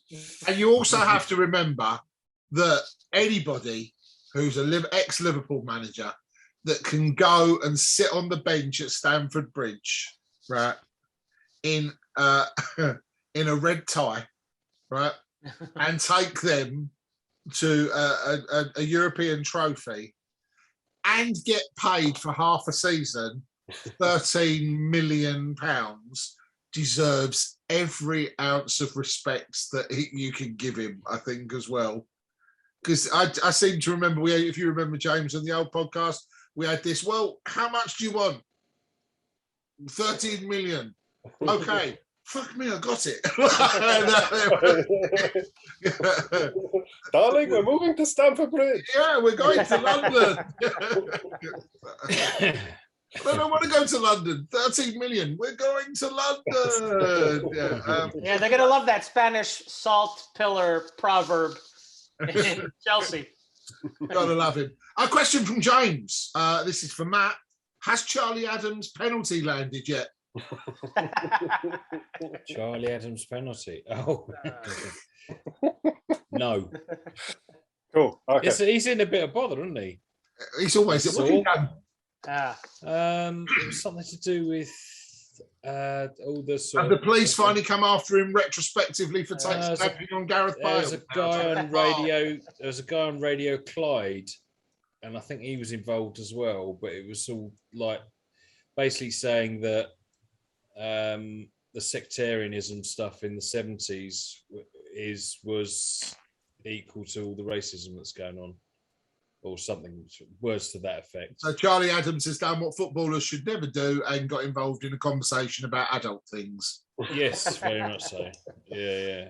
No, it was very in funny. answer to your question, James, having seen Fast 9, where they managed to take a car into outer space, I'm pretty sure I saw the football from Charlie Adams circling somewhere in the globe. I can't believe you watched that turd. It was what? When they had a car jump between two buildings in Dubai, I'm like, are these the same guys who were stealing stereos in California? Now they're super agents. You're like, what the fuck am I watching here? Well, that's the narrative arc. Yeah. Not been I mean, paying natural. attention. The first thing you do is you steal stereos. Then you can jump buildings between Dubai. And the next natural leap is you go to outer space. Clearly, that's where that leads. Car thieves have got to have a career path as well. On the Charlie Adams question, listen, I took physics at the university level. It's definitely landed by now. I'm going to just settle that argument right now. Well, we should start the hunt. What if it did actually go into orbit, though? Well, then it would stay in orbit because there is no gravity. It would never land. And once in orbit, it would stay there forever. Yeah. So it would never have landed. Right, but it would stay within the orbit of whatever the planet with the gravity that would keep it in place. But still, it makes your... You try to catch me.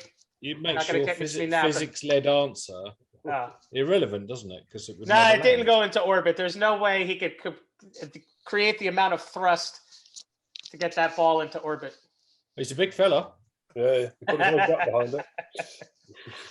Okay, Julian Licorice asks, after watching the Burnley game and seeing the matchday squad, do we actually need to buy no Fabinho or Milner in that squad as well? We touched on that briefly earlier. I think Klopp will be proven right that letting Ginny go and perhaps not replacing him because Harvey and that were ready to step up might seem a very natural thing. if Origi goes and follows Shaqiri, obviously has gone to Lyon, I think we might buy somebody. I don't think it'll be a midfielder. It might be a forward, but I think we might buy somebody, but only if Shaqiri goes out the door as well. Sorry, if Origi goes out the door as well. I think it would be a bit silly of us to not have learned from our past mistakes that we should buy when we don't need it for the moment where someone gets hurt and now we're stuck behind the 8 ball. Well, So, Stu Evans commented tonight in the Facebook, Manny, that he's seen Mbappe walking around JD Sports in Liverpool Town Centre. So, well, then it's done. It's a done deal. But, I feel like the things that have kept great teams great is they've bought when they didn't need it, and then that carried them through when that other person kind of moved on. Do we need to replace Ginny in order to be successful and win this year? Maybe, maybe not. But if injuries come, it will be a big miss, right? So I don't feel we should rest on our laurels. If there's money available and there's the right player available, I think buy them. But I think what we learned from FSG is if the right player is not available for the right amount of money, they don't make the purchase. So do I think we need somebody? Yes, because you got to have that full 25-man squad. It will be useful over the course of the season. But if the right person isn't available at the right time, I think they've shown the prudency to not buy in a rush, wait till January, and then get the player they needed. Garrett Webster asked pretty much the same question. They sort of top ends it was saying there was talk of Yuri Tielemans coming along. I'm not that fussed, to be honest. I don't really get the whole hubbub between Yuri Tielemans. I mean, he's okay. I don't know. I don't believe he needs to be in the Belgian squad, let alone have you seen anything from him that has set the world on fire? I don't know. I don't think he has. It was a wonderful goal in the cup final. That made me rather happy on that particular day as well. But apart from that, I don't know that I've seen enough of him to say he's worth every penny Leicester might want for him. Yeah, I agree with that. It becomes weirdly, it actually becomes more difficult with Klopp because you're sort of looking at a player like Tielemans going, he's all right, he's patchy, he's streaky, but then you add in the Klopp factor and you think, that could turn him into a world beater. It really complicates. Yeah, but isn't that what that's the thing though? Isn't that so? This whole buy from a position of strength and all that, I get that, but equally, Klopp's got a lot of faith in the academy, and the academy's meant to be producing some very good talent at the moment. So, you know, when do you start investing in that as well? And to your point, James, if Klopp thinks he's the player he can mold into what is needed in our squad, they will go get him. Yeah. And so if we don't get him, it's because Klopp doesn't think he's the right guy. Well, you look at the Wijnaldum factor. Wijnaldum came from relegated Newcastle, and the Twitterati turned their nose up. And he's now playing alongside Neymar, Messi. Yeah, I mean, the Tielemans rumour was quite early in the window. It's been pretty quiet for the last month at least. There's a guy at Lyon, I think, seems more likely. Yeah, I can't see, with Arsenal sniffing around James Maddison, I can't see Leicester letting Maddison and Tielemans go in the same window. Yeah. Especially now with Brexit, where you have to have the homegrown and the English player rule. That's funny you should say that. I'm glad you brought that up, Manny, because for all of the rampaging twats that you get on Twitter, why haven't we bought anybody? Why haven't we bought anybody? Why haven't we bought anybody? Well, until Shaqiri left, we haven't been in a position to sign anybody that's not British. We had a complete complement of overseas players. That's it. So Shaq's gone. There's a space for an overseas player. I think, as I said earlier, I think it will take Origi going as well to even tempt them to spend money. I can still see Karius going if they can get rid of him. And I can see Nat Phillips going before the end of the window as well. Yeah. I think also whoever comes in has to come in under the proviso that they are not in the starting 11. So it has to be somebody good enough to crack our starting 11 without having that kind of credential coming in. right? They have to be happy to start on the bench for a while. That's then Jota. try to work their way. Exactly. So Jota's the exact perfect kind of buy. He's not coming in looking to be a starter. He will work his way to try to get into that system. Once he's in there, I doubt he's going to lose it for a bit, right? So it's a very unique set of player we're looking to bring in, because I don't think Klopp's looking to touch our starting 11. Okay, and the last two questions. The first one from Caroline Field. I feel we could do with a more physical midfield. That's where we will miss Ginny. If we could make that Naby lad half a foot taller, that might do it. I'd just rather keep him a half a yard quicker than people who kick his legs. I'm still of the last chance saloon with Naby Keita. Having said that, he's out of contract, I believe, next year, isn't it? No, he's still got 2 years to run. Yeah. If he could stay healthy, he's a great player, right? He's just not healthy. Midfielder. Oh. Yeah. And when people say, do we need to get more physical? I don't know. I think part of what makes us great is we're not a physical team. We're very technical. We're very skillful. We're very good at holding the ball and shielding the ball, right? Ginny was not a physical player. He was great at shielding the ball and keeping people away from it. But did he get stuck in? I don't think so. Was he making hard tackles? I don't think so, right? I feel like we've moved away. Klopp's mentality is we're not a physical side, right? We're a technical, skillful side. And I feel in the long run, what we proved 2 years ago is that a technical, skillful side will beat the hard, stuck inside every day of the week and twice on Sundays. And the last question and the very last piece of action on Pass and Move tonight comes from our very own Matt Purser, who asked the question, will we ever win 8-0? Matt, will we ever win 8-0? Yes. Norwich at home. I keep putting money on it. That's the definition of madness. That and even a broken clock is right twice a day. That's Arsenal at home. Arsenal looks so bad. I could see us beating Arsenal 8-0. They are. I want to kindly say they'll finish in the top of the second half of the table, but I would not be surprised if they got relegated. They are awful. They look like the team that was just promoted against Brentford. You'll never see a Big Six team relegated. It'll never happen. No, I agree with James. You don't reckon? No, never happen. It just can't happen in modern football. They will always spend money, get a new player, get a new manager. Haven't scored a goal in 2 games and haven't spent money. Haven't played a striker in 2 games. What do you mean haven't spent money? They spent £52 million on a They've spent the most. They've spent the most, haven't they? Well, it doesn't matter who they spent. You said that. Sorry, we're back to the physics question. You said they haven't spent money.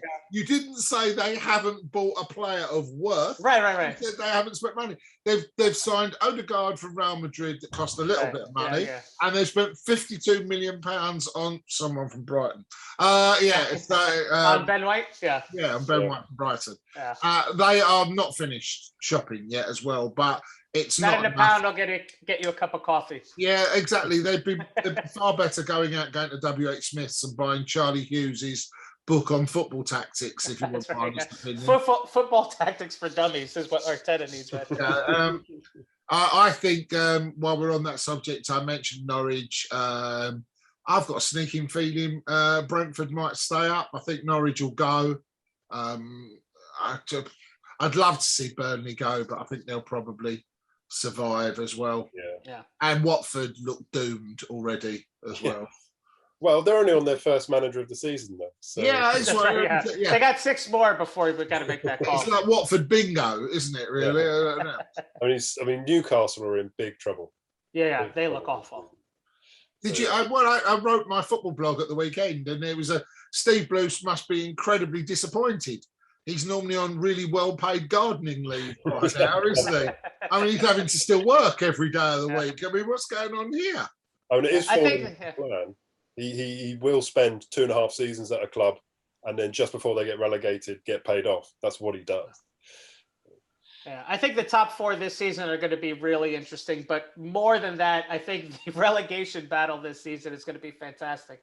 Was it like 5 or 6 seasons ago, there was maybe like 8 teams on the last day of the season who could have gone down. And I smell that coming again, right? That there's so many bad teams this year that don't you think the though, relegation that battle is going to be that's now a clear division in modern football, James? You must think that as well. That's going to happen every season from now on. There is such a difference between, you mentioned it earlier, Manny, the top half and the bottom half. It's 2 leagues nowadays as well. And that second league, West Ham look like they've escaped it into the top league, probably at Arsenal's expense.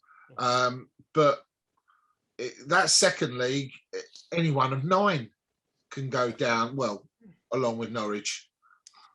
I would break it into 3 tiers, because last season there was a few teams in that middle that could crack the top and may end in the bottom half, right? West Ham was. Well, you'd still do that. Was fighting for a long time. I feel like that we're now in a 3-tier system. You'd do that even with crowds back in the. I wouldn't. I would definitely not do that, because some of the results you saw last year are never ever going to happen again. No, but West Ham's had couple of games. These first couple of games they've played pretty well. I don't think they're a top side, but can they cause trouble? Is there someone on the top we're not seeing? Right in the beginning, you always go, "Here's the definite top 4," and by the end of the season, you're like, "Wow, I had no idea that club was going to be so far out of it."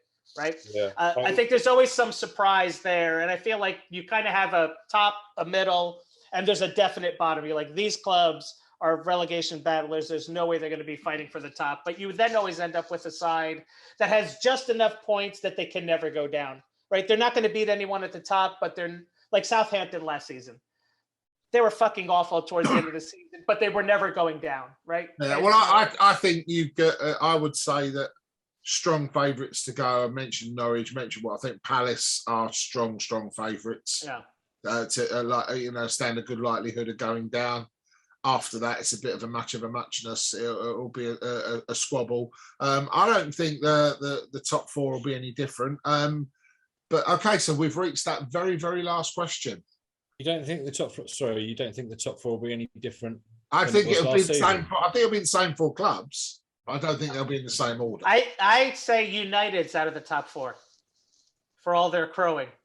Well, I think if United dare to wear yellow shorts, then they don't deserve to be in the top 4. Here's what I'm saying. City, I think the top 3 definites are City, Liverpool, Chelsea. Then from that, who takes that 4th spot? I would take Spurs over United, because Nuno Espirito Santo is a way better manager than never in a million years. We'll see. Not even top 6. But, I mean, that is why I agree with Manny's previous point, not his top 4 point, but I agree it's a 3-tier league, because I think the top 4 will just be bulletproof. They'll pull away. You'll have the rest of the top 10, so from 5 down to 10. That's a fair point. Yeah, and then you'll have the bottom 10 who will all squabble. Because I think, to add to my Newcastle are in trouble, Southampton are in massive trouble this season. Yeah, selling Danny Ings was not the wisest thing in the world to do. And then they backed it up. But they backed it up by selling their captain and only decent centre back. Yeah. And Ralph Hasenhüttl is living off the fact that he gets called the Black Country Austrian club. The Austrian Cup. That's it. Yeah.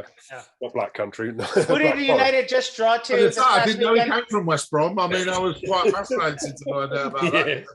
Who did United just draw to? Who did United just draw to this past weekend? Yeah, well, but that's Southampton. The side that we're saying is so shit. Yeah, they're but definitely that's the going Norwegian down. PE teacher's speciality, isn't it? That's what I'm saying. They're going to finish outside the top 4. They'll finish. You heard it here first. There's no one better in that area than United. You know, Spurs are dog shit. Arsenal are dog shit. Leicester are fucking dog shit. Yeah. Yeah, but listen, Leicester are bust. Nuno made Wolves who they are. Well, wait a minute. And I think he'll do the same with Spurs. Here. Of course, Nuno's Portuguese, isn't he? Yeah, but Nuno didn't make Wolves what they are. The players. Mino Raiola did. and Jota. You know, they've sold Jota. They've cropped out their striker. But no, Neves, the players he brought in, Rui Patricio, all the players that he brought into that squad built that team. And they played a system that can listen, they were awful last year without their best striker, and they were nowhere near the relegation zone. Manny. He makes mountains out of molehills. Nuno is at Tottenham with a team that are about to lose their talisman, who probably will go. And Daniel Levy, being the cunning businessman that he is, he will sell him on the very last day of the transfer window, which gives Nuno no time to spend any of the money that Daniel Levy doesn't want him to spend. Nuno's been in talks with Porto and Benfica and Sporting to get all of their players in right at the window deadline. No, not a chance. He's definitely on the phone with Braga, where he came from. Spurs are not finishing in the top four. Not a prayer. Yeah. Not a prayer. United's going to finish out of the top four. I bet my other testicle, not the Henderson one, but the opposite one, on it. I'm writing that down. The Henderson Testicle Award. I've already had my 2 kids, so I don't need them anymore. So I can gladly just throw them on the table. Okay, so finally, gentlemen, let's have your top 4 predictions. I am going Liverpool, Manchester City, Chelsea, Manchester United. Okay, I'll go next. I'm going Liverpool, Chelsea, City, United. Sorry, Moose, I didn't listen to you, so I don't know if I just said the same that you said. No, you didn't. You said something different, actually. It's fine. No one ever listens to me, James. Don't worry about it. Sorry. I will. I'll go next. I'll say. I will do the same. I will say. Well, without United on. I will say Liverpool, Chelsea, City, Spurs. Matt, if West Ham get in there, I'm going to punch you. You know that, don't you? Matt's got West Ham finishing top. Hey, you know what? The wildest thing, as a weird aside, I didn't watch the game. So I didn't watch the game last night, but I knew it was on, and I was sort of flicking in between channels and stuff because naturally I was waiting for the Love Island final, as you do. Did they find love? Well, they found love in an open place or something like that. Ready? Hopeless place. So every time I flicked it onto the football, West Ham scored. It was literally every single time I'd switched it over just to check on the score. They scored. It was anyway. So Liverpool, West Ham will come 8th. Liverpool, City, Chelsea, and then Leicester.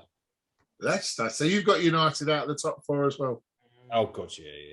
You're not factoring in the Leicester choke, though. The Leicester choke. Yeah, the classic. Well, third time lucky. That's not normally what you say to a drowning man, Matt. If I'm totally honest, is it? Drowning man. That's so cool. Don't worry, mate. You're going down for the 3rd time. Matt says it's lucky. He's got a lot of character. Got a lot of character. Brendan Rodgers, I heard, had an envelope with 3 names. Well, he had 3 envelopes. One had a name of someone who was going, and it said Sterling on it. So no. Inside those 3 envelopes were Austin, Keith, and Matt. But we just don't know that there's any difference. Gentlemen, it's been a pleasure. Pass the Movies back. Pass the Move is a 365 radio production, and that's part of the Zeitgeist Broadcast and Media Network. Thank you very much for joining us. We'll be back next week. I'm sure we'll have 2 reprobates with us who've got no idea how to install the Zoom screen going behind us, causing James with the video editing to come, all sorts of problems. You can find us on YouTube. You can find us on many, many other places where you get your podcast from. I've been Moose. This has been Pass the Move, and we'll see you on the other side. Good night, everybody. Cheers. Good night. Buenas noches.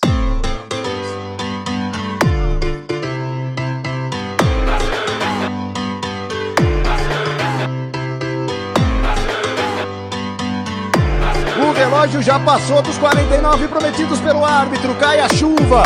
Que tensão. Cobrança de escanteio. Alisson! Alisson! Gol!